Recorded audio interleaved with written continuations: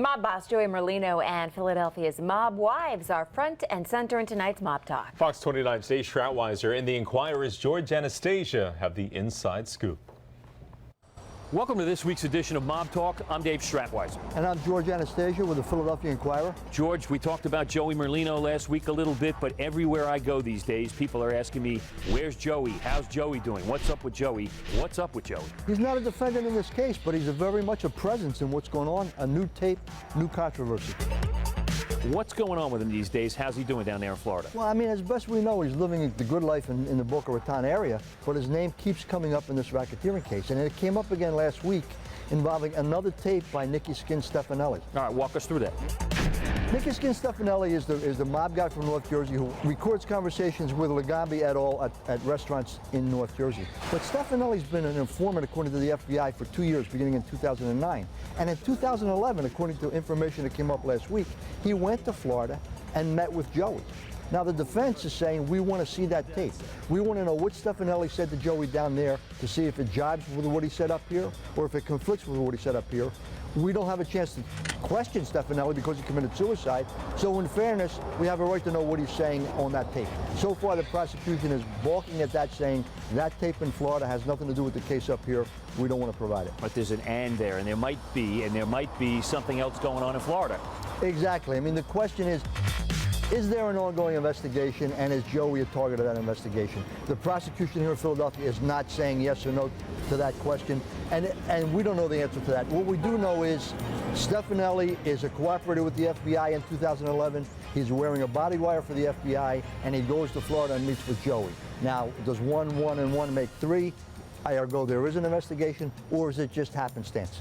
You decide. All right, now Joey had just gotten out of prison. He's in a halfway house, or he's just getting out of that halfway house when this is happening. We don't know the exact date of the tape, but he's fresh out of jail, and he's meeting with a guy from North Jersey who's a soldier, from what I understand, and that guy's wearing a wire. That could present some problems for Merlino. Well, you would think. I mean, it's certainly a violation of your probation if you're doing that, knowingly doing that. I can't imagine Joey meeting with a guy who doesn't know.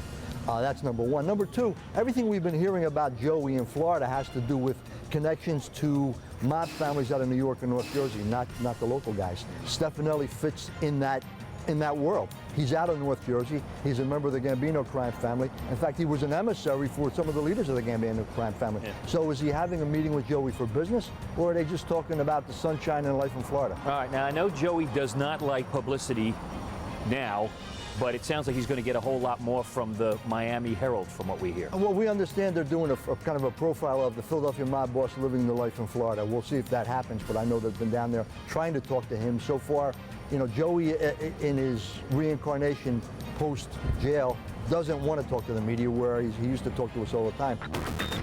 Okay, George, in addition to folks asking me all the time, and I'm sure you as well, about Joey Merlino, they're always asking me about the mob wives.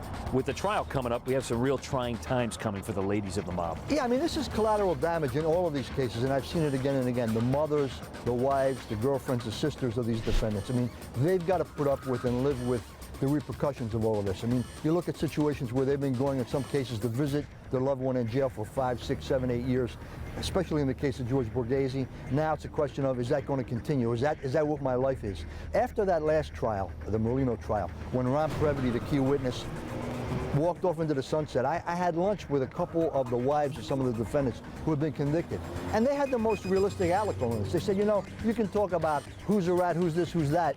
Our husbands are going to jail and Previty's out on the streets. He won, we lost. I mean, women have a different perspective. I have a perspective of my own, which is going to cause problems probably, but while they're riding high, when those guys are out making a lot of money, I don't hear a lot of complaining, but I hear a lot of complaining when they're locked up. That's the flip side of that. I mean, it's like in the movie Goodfellas. I wanted to go shopping. Can I get some money?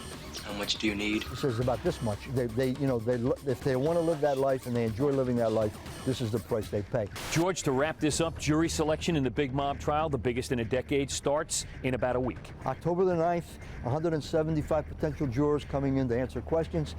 8 to 12-week trial, Dave. It takes it right up against Christmas. A lot of people are not going to want to sit for a lot of different reasons. All right, that's it for Mob Talk this week. We'll see you next week. And of course, you can watch more Mob Talk online at myfoxphilly.com. The Mob Talk video vault is right under